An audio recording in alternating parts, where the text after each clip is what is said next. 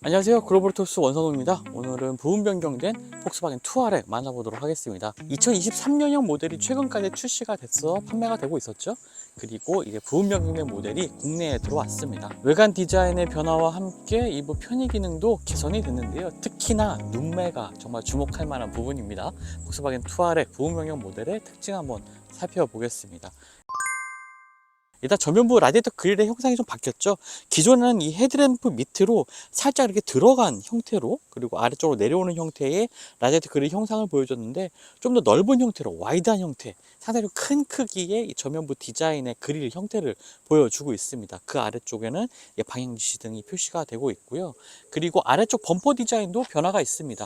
기존에는 이 세 개의 줄이 이 측면 좌우에 위치해 있었고, 흡사이즈 에어 인테이크처럼 보이는 이러한 부분들의 디자인 형상이 지금은 상당히 좀 와이드한, 그리고 하나로 이어진 듯한 이렇게 디자인을 보여주고 있습니다. 그래서인지 이 전면부 디자인이 더 당당하고 와이드한 형상을 좀 보여주고 있는데요. 이 투아렉의 덩치에 맞는 이 당당한 디자인의 전면부 디자인으로 좀 변화한 것 같습니다. 그리고 이번 부분 변경의 가장 큰 변화 중에 하나는 바로 이 헤드램프입니다. 드디어 IQ 라이트, 이제 매트리스 LED 헤드램프가 투아렉에도 적용이 된 건데요. 브랜드 최초로 적용이 됐습니다. 이 헤드램프는 굉장히 많은 수의 광원들이 이제 위치해 있고요.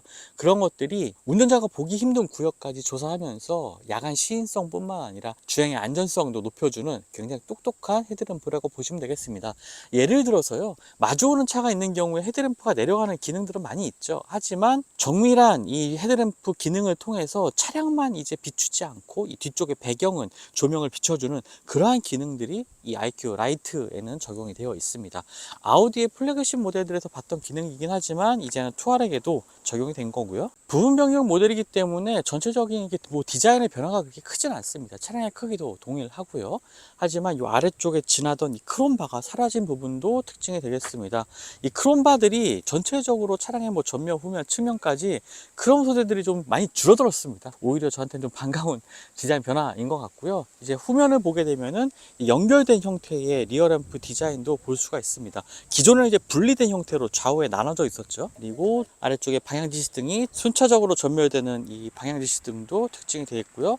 아래쪽 디자인은 크게 바뀌진 않았습니다. 후면부 디자인은 이 와이드한 리어램프가 적용이 되면서 전면부와 마찬가지로 굉장히 넓어 보이는 인상을 좀 만들어주고 있습니다. 자, 후면 적재 공간도 넓은 공간은 동일합니다. 이전 모델이 출시가 되면서 이 적재 공간이, 차량의 크기가 늘어나면서 적재 공간이 800리터를 넘는 수치까지 늘어났죠. 그래서 그러한 넓은 공간도 유지를 하고 있고요.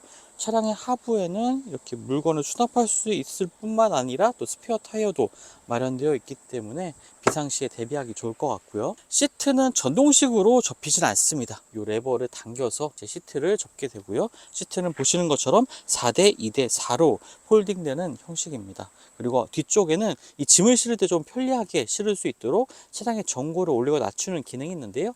에어 서스펜션 적용된 차량입니다. 이 에어 서스펜션의 승차감에 대한 얘기도 말씀을 드릴게요. 자, 실내 공간을 살펴보기 전에 지금 이 소리가 들리실지 모르겠지만 디젤 모델이다 보니까 외부에서 들리는 이 엔진의 이런 것, 엔진 소음이 좀 크게 들리는 부분은 있습니다.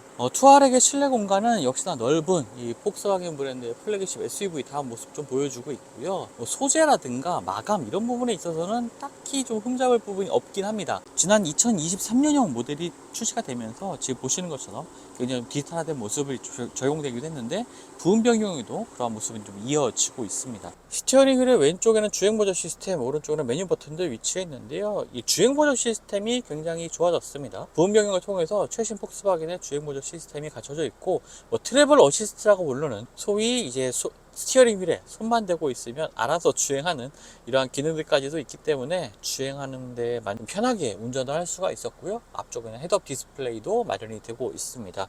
움직임 자체가 그렇게 빠르다고 빠릿빠릿하다고는 생각되지 않지만 사용하는데 나쁘지 않은 인포테인먼트 시스템을 보여주고 있고요. 하지만 이 지도 부분에 있어 내비게이션에 있어서는 아무래도 안드로이드 오토나 애플 카플레이 같은 어플리케이션을 사용하시는 게 훨씬 편하실 겁니다. 특히나 애플 카플레이 같은 경우는 이 화면을 모두 채우는 큰 크기의 인포테인먼트 시스템을 보여주기 때문에 더욱 편리하게 사용할 수가 있고요. 시원시원하게 이제 볼 수가 있습니다. 아래쪽은 무선 충전 패드 마련되어 있고요. 커버를 덮을 수 있는 이러한 구조이고요. 차량 설정에서 몇 가지 기능을 살펴보면요. 앰비언트 조명 부분이 기존의 2023년형 모델보다 업데이트가 됐습니다. 지금 이 실내를 보면은 어두운 곳에서 보면은 두 가지 색상으로 이제 구성할 수 있는 앰비언트 라이트 구성도 선택할 수가 있게 됐고요. 색상도 상당히 좀 다양하게 선택을 할 수가 있습니다. 그리고 주행 모드에 따라서 색상을 설정할 수 있는 기능들도 있고요. 자, 에어 서스펜션이 적용됐다고 말씀드렸는데 이 다이얼을 돌려서 차량의 전고를 조절할 수도 있고요. 또 주행 상황에 따라서 알아서 전고를 조절해주는 기능까지도 더해진 에어 서스펜션입니다. 주행 모드 역시 다양하게 설정이 가능하죠. 전체적으로 디스플레이, 이 터치 디스플레이의 대부분의 기능들을 통합한 형태이고요. 그리고 손을 이렇게 가까이 가져다 대면 이 손가락이 이 화면에 닿기도 전에 메뉴들이 팝업되는 이러한 기능들도 편의성을 높여준 기능이라고 볼 수가 있겠죠.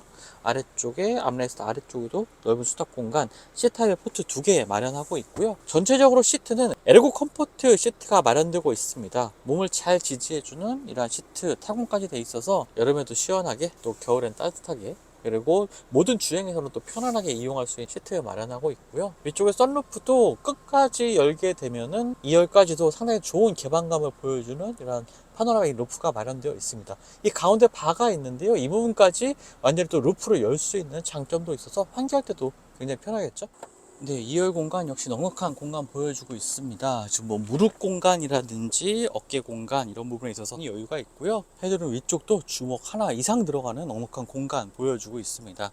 앞쪽에는 공조 시스템을 조작할 수 있는 버튼류들이 위치해 있고요. 그리고 특히나 올려다 보니까 이 넓게 열린 파노라믹 루프가 더 매력적으로 느껴집니다. 아래쪽에 컵홀더는 뭐 단촐한 형태고요. 컵을 잡아주는 홀더도 따로 없네요. 사실 투아렉은 하늘에 볼 때는 요즘 차들에 비해서는 조금 수수한 모습이라고도 생각될 수가 있는데, 이제 차량을 좀 오래 운행하서 시간을 들여서 오래 운행하다 보면은 뭔가 내 몸에 잘 맞는 이런 수트 같은 느낌을 받게 됩니다. 이런 것들이 정말 오랫동안 사랑받아온 차량을 만들어 온 브랜드가 차량이 가는 힘이라고 좀 볼 수가 있겠죠.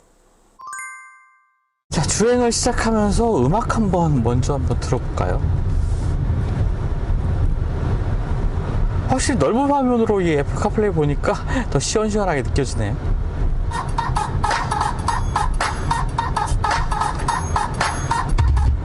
여기까지입니다.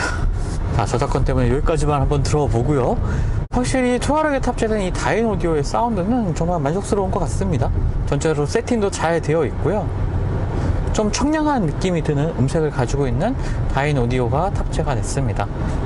부분명형 모델이기 때문에 뭐 주행 특성에서도 그렇게 큰 차이는 나지 않습니다. 기존과 동일한 이 3.0 TDI 엔진이 그대로 탑재가 됐고요. 아까 말씀드렸던 것처럼 디젤 엔진에 대한 수요가, 그리고 실제로 디젤 차량을 많이 선보이고 있지도 않죠. 하지만 지소산화물을 철저하게 더 거르기 위해서 두 개의 SCR이 탑재된 이 엔진입니다.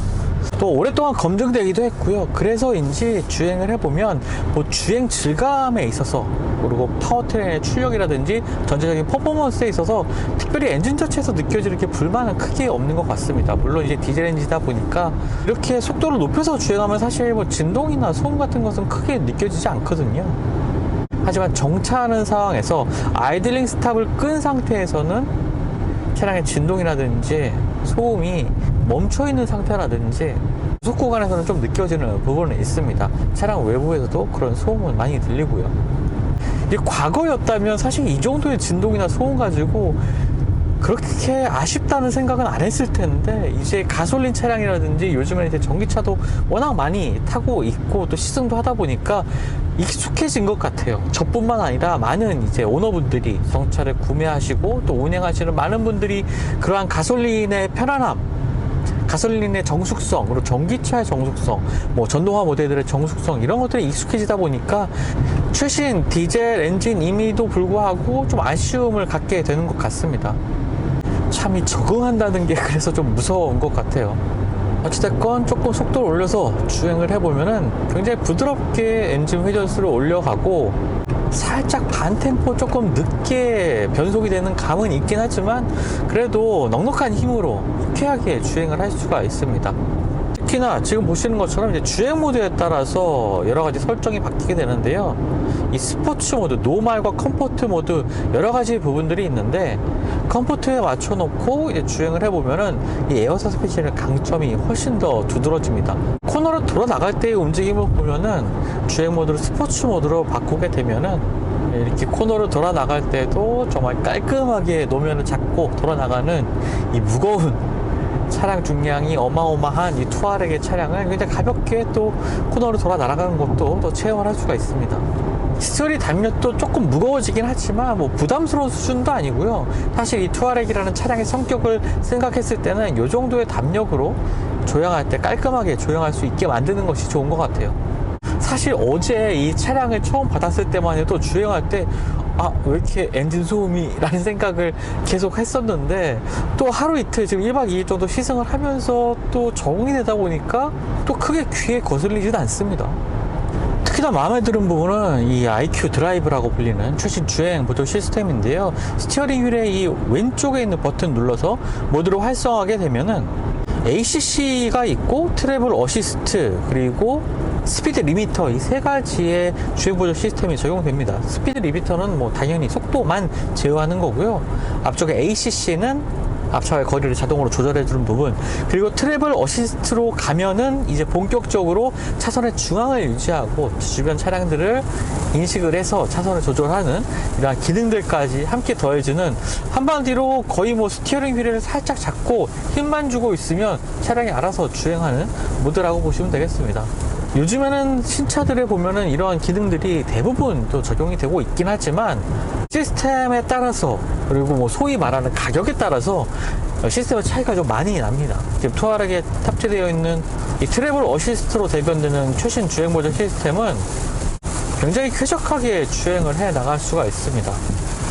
지금 제한 속도에 맞춰서 살짝 주행을 해보면 뭐 차선의 중앙도 굉장히 편하게 유지를 하고 있고요. 운전자가 불안감을 느낄 만한 부분 전혀 찾아볼 수가 없습니다.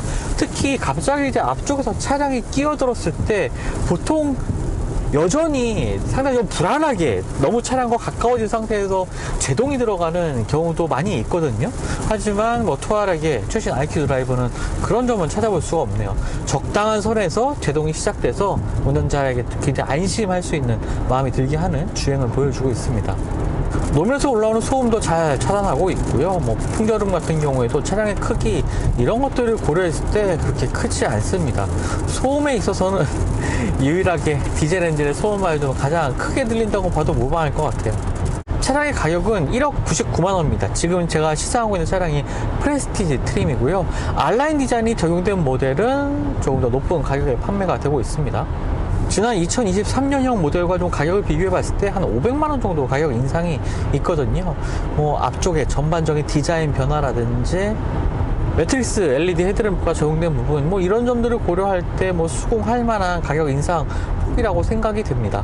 전동화 모델이 들어오지 않은 게 좀 아쉽긴 하지만 아무래도 이 차량 가격을 생각하면은 굉장히 플러그인 하이브리드 모델 같은 경우에는 굉장히 뭐 비싸질 거기 때문에 아무래도 이 디젤 모델만 판매를 하면서 이 정도 크기를 가지고 있는 다른 SUV, 플래그십 SUV 모델들과 좀 경쟁하지 않을까라는 생각이 드네요. 요즘 이 정도 크기의 수입 SUV들 가격이 사실 만만치가 않습니다.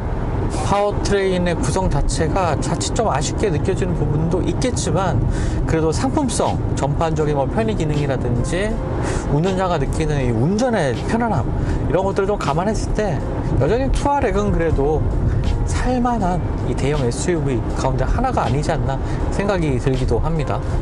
하지만 요즘 폭스바겐 브랜드 자체가 조금 국내 시장에서는 좀 힘을 못 쓰고 있죠. 그 이유 중에 하나는 국내 브랜드의 차량들, 현대기아차의 상품성이 굉장히 좋아졌기 때문에 오히려 대중성을 추구하던 폭스바겐 브랜드에게는 좀 악영향을 주지 않았나라는 개인적인 생각을 하게 됩니다. 어찌됐건 이 새로운 보험명의 투아렉이 폭스바겐 코리아에게 조금이라도 좀 도움이 되는 모습을 좀 보여주면 좋겠다는 생각이 드네요. 지금까지 글로벌 오토뉴스 원선동이었고요. 저는 또 다음 영상 통해서 만나 뵙도록 하겠습니다. 감사합니다.